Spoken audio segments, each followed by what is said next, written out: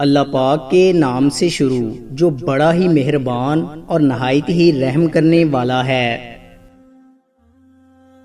حضرت ابو الدرداء رضی اللہ تعالی عنہ سے روایت ہے کہ میرے خلیل و محبوب صلی اللہ علیہ وآلہ وسلم نے وصیت فرمائی ہے کہ اللہ کے ساتھ کبھی کسی چیز کو شریک نہ کرنا، اگرچہ تمہارے ٹکڑے ٹکڑے کر دیے جائیں اور تمہیں آگ میں بھون دیا جائے، اور خبردار کبھی جان بوجھ کر نماز نہ چھوڑنا، کیونکہ جس نے قصدن نماز چھوڑی تو اس کے بارے میں وہ ذمہ داری ختم ہوگی جو اللہ کی طرف سے اس کے وفادار اور صاحب ایمان بندوں کے لیے ہے، اور خبردار شراب کبھی نہ پینا، کیونکہ وہ ہر برائی کی کنجی ہے۔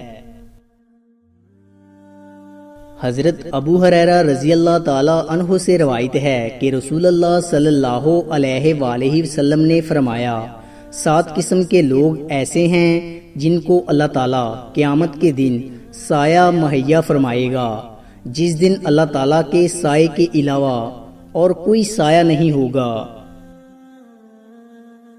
نمبر 1 عادل حکمران۔ نمبر 2 وہ نوجوان جو اللہ تعالیٰ کی عبادت میں پھلے پھولے۔ نمبر 3 جو شخص اللہ تعالیٰ کو تنہائی میں یاد کرے اور اس کی آنکھوں سے بے ساختہ آنسو بہہ نکلیں۔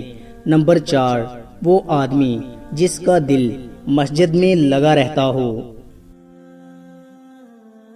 نمبر 5 وہ 2 شخص جو ایک دوسرے سے اللہ تعالیٰ کی خاطر محبت کریں۔ نمبر 6 وہ شخص جسے کوئی خوب رو اور معزز عورت برائی کی دعوت دے اور وہ کہہ دے کہ میں اللہ تعالیٰ سے ڈرتا ہوں۔ نمبر 7 وہ شخص جو اس قدر چھپا کر صدقہ کرے کہ اس کے بائیں ہاتھ کو بھی پتہ نہ چلے کہ دائیں ہاتھ نے کیا کیا ہے۔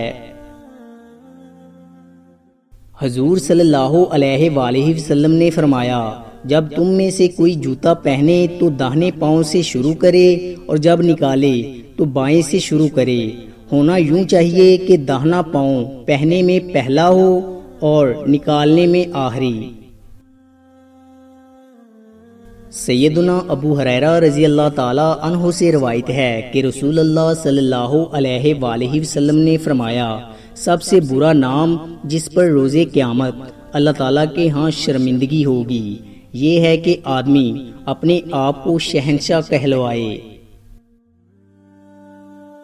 حضرت علی رضی اللہ تعالیٰ عنہ سے روایت ہے کہ وہ بیان کرتے ہیں، انہوں نے رسول اللہ صلی اللہ علیہ وآلہ وسلم سے سنا، آپ صلی اللہ علیہ وآلہ وسلم نے سود کھانے والے، کھلانے والے، تحریر کرنے والے اور صدقہ نہ دینے والے پر لعنت کی، نیز آپ صلی اللہ علیہ وآلہ وسلم نے نوحہ گری سے منع فرماتے تھے۔ حضور صلی اللہ علیہ وآلہ وسلم نے فرمایا، اگر تم کو جنت پسند ہے تو اپنے بھائی کے لیے وہی پسند کرو جو اپنے لیے پسند کرتے ہو۔ حضور صلی اللہ علیہ وآلہ وسلم نے فرمایا، اذان اور اقامت کے درمیان دعائیں رد نہیں ہوتی، لہٰذا دعا مانگا کرو۔ رسول اللہ صلی اللہ علیہ وآلہ وسلم نے فرمایا کہ ہر گناہ میں جتنا چاہے اور جب چاہے اللہ تعالیٰ معاف کر دیتا ہے، لیکن ماں باپ کی نافرمانی کے گناہ کا مواخذہ دنیا ہی سے شروع ہو جاتا ہے، اسے معاف نہیں کیا جاتا۔ حضرت انس رضی اللہ تعالی عنہ سے روایت ہے کہ ایک دن رسول کریم صلی اللہ علیہ وآلہ وسلم حضرت ابو بکر رضی اللہ تعالی عنہ، حضرت عمر رضی اللہ تعالی عنہ اور حضرت عثمان رضی اللہ تعالی عنہ کے ساتھ مدینہ کے مشہور پہاڑ احد پر چڑھے تو وہ خوشی کے مارے ہلنے لگا، تو حضرت محمد صلی اللہ علیہ وآلہ وسلم نے اپنا پیر اس پر مارا اور فرمایا، ارے احد تم تھم جا، تیرے اوپر ایک نبی ہے، ایک صدیق ہے اور 2 شہید ہیں۔ حضور صلی اللہ علیہ وآلہ وسلم کا ارشاد ہے کہ میرے رب نے مجھ پر یہ پیش کیا کہ میرے لیے مکہ کے پہاڑوں کو سونا بنا دیا جائے۔ میں نے عرض کیا، اے اللہ، مجھے تو یہ پسند ہے کہ ایک دن پیٹ بھر کر کھاؤں تو دوسرے دن بھوکا رہوں، تاکہ جب بھوکا رہوں تو وہ تیری طرف زاری کروں اور تجھے یاد کروں، اور جب پیٹ بھروں تو تیرا شکر ادا کروں، تیری تعریف کروں۔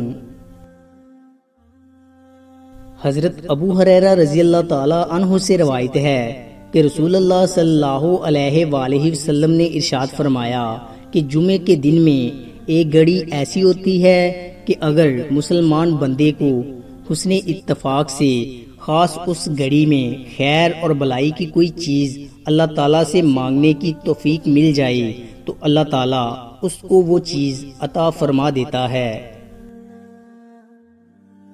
سیدنا انس رضی اللہ تعالی عنہ سے روایت ہے کہ نبی کریم صلی اللہ علیہ وآلہ وسلم نے ایک بوڑھے آدمی کو دیکھا کہ وہ اپنے دونوں بیٹوں کے درمیان پیدل چلا جا رہا تھا۔ آپ صلی اللہ علیہ وآلہ وسلم نے دریافت فرمایا کہ اس کا کیا حال ہے؟ لوگوں نے عرض کیا، اس نے پیادہ پا چلنے کی نظر کی ہے۔ آپ صلی اللہ علیہ وآلہ وسلم نے فرمایا، اللہ تعالیٰ اس کی جان کو تکلیف دینے سے بے نیاز ہے، اور اس بوڑھے کو حکم دیا کہ سوار ہو جائے۔ رسول اللہ صلی اللہ علیہ وآلہ وسلم نے ارشاد فرمایا، صاحب ایمان اچھے اخلاق سے ان لوگوں کا درجہ حاصل کر لیتا ہے جو رات بھر نفل پڑھتے ہیں اور دن کو ہمیشہ روزہ رکھتے ہوں۔ ابو ہریرہ رضی اللہ تعالی عنہ سے روایت ہے کہ رسول اللہ صلی اللہ علیہ وآلہ وسلم نے فرمایا، جب تم میں سے کوئی نماز پڑھتا ہے تو شیطان اس کی نماز میں شبہ ڈال دیتا ہے، اس کو یاد نہیں رہتا کہ کتنی رکعتیں پڑھی ہیں۔ جب تم میں سے کسی کو ایسا اتفاق ہو تو بیٹھے بیٹھے 2 سجدے کرے۔ آپ صلی اللہ علیہ وآلہ وسلم کو جب کوئی مشکل درپیش ہوتی تو آپ صلی اللہ علیہ وآلہ وسلم فوراً نماز کی طرف متوجہ ہو جاتے۔ نبی کریم صلی اللہ علیہ وآلہ وسلم نے فرمایا کہ وہ شخص کامل مومن نہیں ہو سکتا جو خود تو پیٹ بھر کر کھائے اور اس کا پڑوسی بھوکا رہے۔ نبی کریم صلی اللہ علیہ وآلہ وسلم نے فرمایا، مسلمان کو گالی دینا، برا کہنا گناہ ہے اور اس سے لڑنا کفر ہے۔ دوستو، امید کرتا ہوں کہ آپ کو ہماری ویڈیو اچھی لگی ہوگی۔ اگر آپ کو ہماری ویڈیو اچھی لگی ہے تو لائک کیجئے، اور مزید اچھی ویڈیوز کے لیے ہمارے چینل کو سبسکرائب اور فیس بک پیج کو لائک کریں۔ شکریہ۔